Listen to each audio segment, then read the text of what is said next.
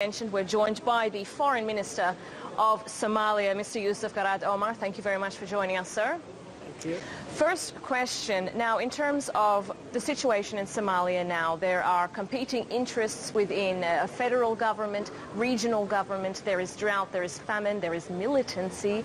How does the government, a very new government, get anything done to assist the people and to pull them out of this mess? All these problems existed when we came to power, and we had long meetings and discussed about these issues, and our strategy is that we have identified three main enemies in Somalia, of the government and of the people. And they are corruption, which has to do with governance. The second enemy is Al-Shabaab and terrorism. In general, it's insecurity. And the third element is poverty. And all three of them are interlinked, and they depend on each other.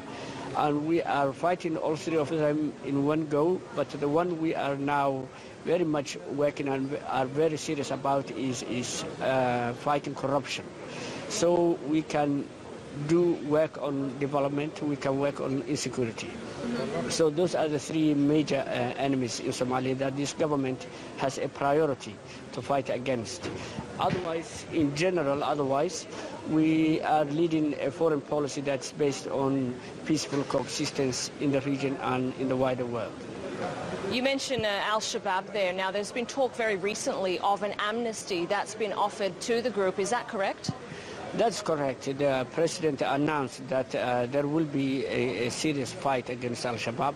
But in the meantime, those individuals within Al-Shabaab, particularly the young people who are the foot soldiers in Al-Shabaab, who wanted to leave the group and come back and lead a normal life, are allowed to come back to their families. Has Al-Shabaab accepted this amnesty?